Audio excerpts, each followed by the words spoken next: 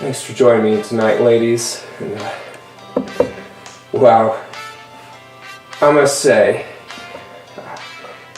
you both looked stellar tonight, and I know we've all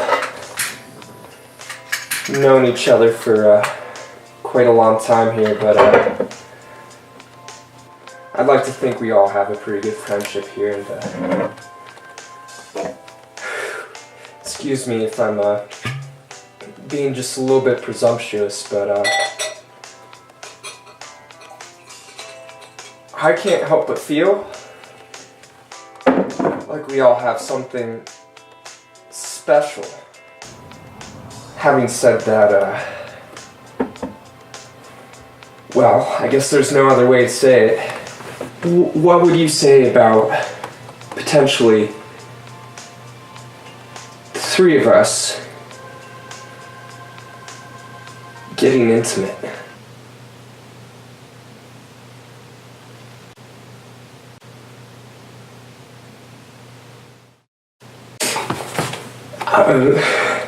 I'm sorry. It's just, you're both so beautiful tonight.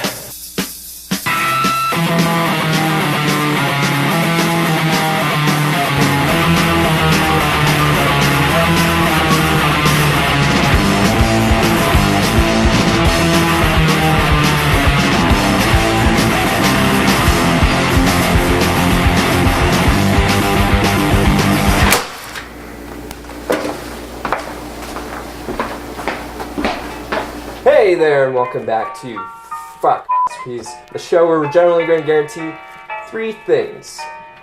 1, no measurements, nothing that will ever resemble a recipe ever. It's in the name. 2, we're always going to use beer, because hell yeah, beer. 3, no guarantees, no expectations, because every meal is a chance to experiment. So today, we're going to be doing something very special. Something that I just absolutely am enthralled by, and that is the legendary, the one, the only, chili cheese fries. Let's get started. Alright, so the general game plan here for this is we're going to do a beer, cheese, chili cheese fry kind of thing.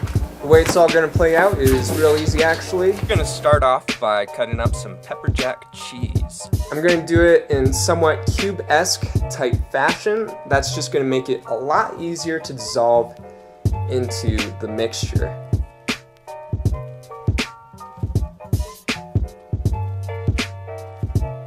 Now, remember, this is going to be a beer cheese, which means we're going to need just a little bit of... Okay, so this beer I got here today is called Lost IPA by New Terrain Brewing in Golden, Colorado, of course. Fair disclaimer, this was essentially a gift to me by someone I helped out at work. I'm not getting paid to say anything about this beer. I thought I'd just try it out, see if it's good in this cooking, see what it's all about, guys. You know, this beer walks a very fine line, which is important with an IPA. I feel like most IPAs these days, or at least what the hip new thing is for a lot of people to do for IPAs these days, is just make it ridiculously bitter. Like you're biting into a pine cone. And you don't get this with this beer. It's a lot mellower than most IPAs. It's smooth.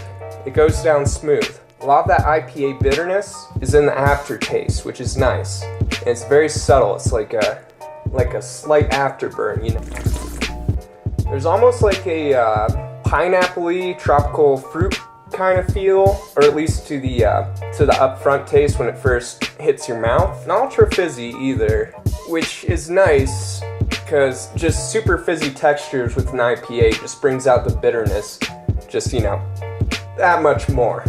So all the folks from New Terrain, good work. Keep it up.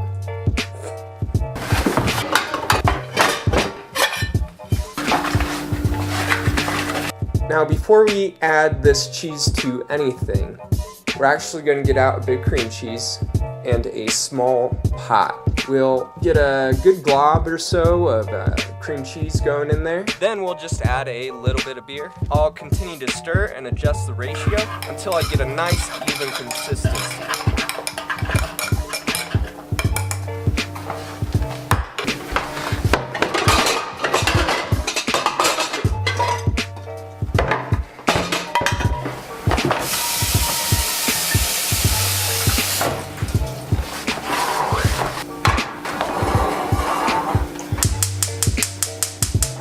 Now once we got the texture we're looking for, we're going to go ahead and put the smaller pot into a pot of boiling water.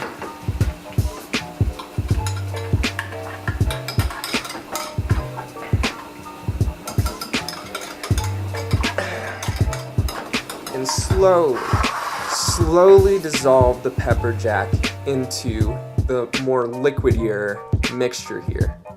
And I'm going to keep on stirring and adding cheese until I get the texture I want.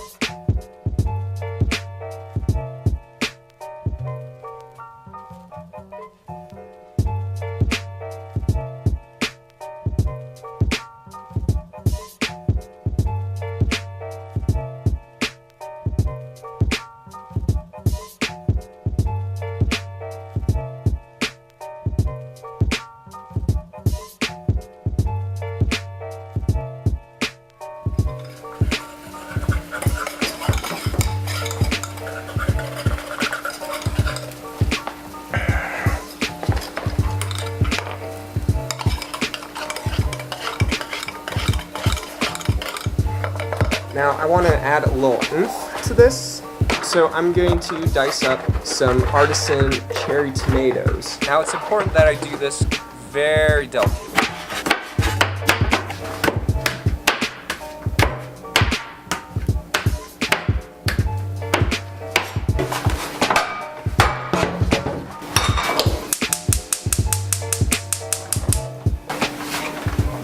We'll heat up some red cooking wine before adding our tomatoes, and we're just going to add just a little bit of fresh cracked pepper.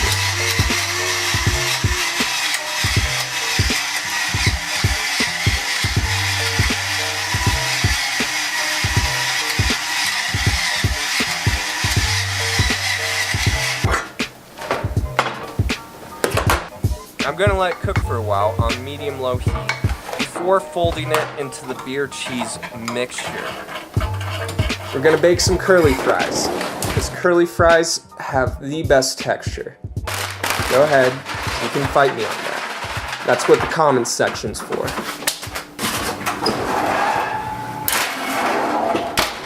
Funny story, guys. So I thought I was recording the plating there, but I guess I didn't. That's alright, you really didn't miss much. It's just cheese on top of fries. Actually, that was pretty cool.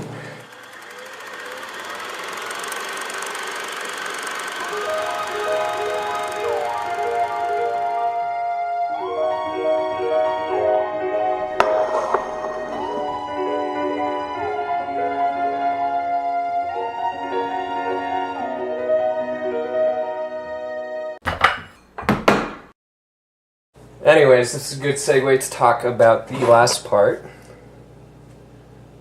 The flame roasted green chili. Store-bought, but 505, top-notch brand. Now we just need to finish our plating, which includes topping it off with some 501. We'll also quickly cut up some green onions. Put it right on top. And we're done.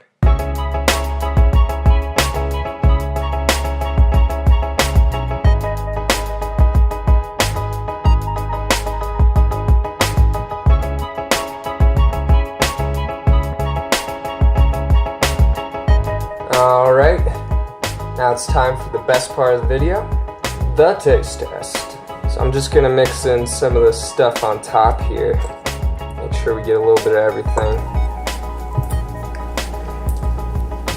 Oh wow.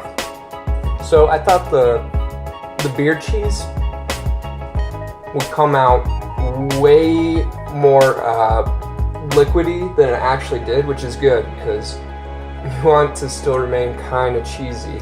It's almost got like a fluffy texture to it. The beer is very present in the very beginning of the taste.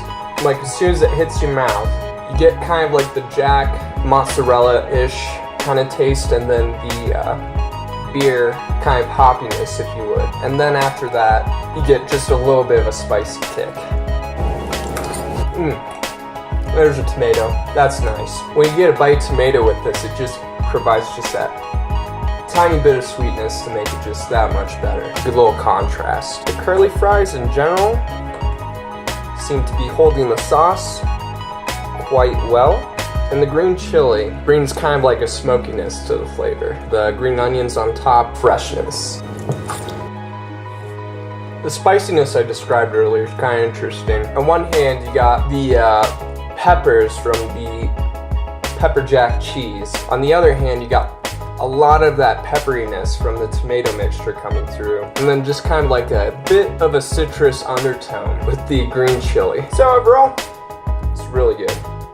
If you ever want to try this, definitely go for it. If you thought it looked delicious, hit that thumbs up button. And if you want to see more of these, subscribe, turn on notifications, just whatever works for you. Be here all day. But yeah, thanks for watching.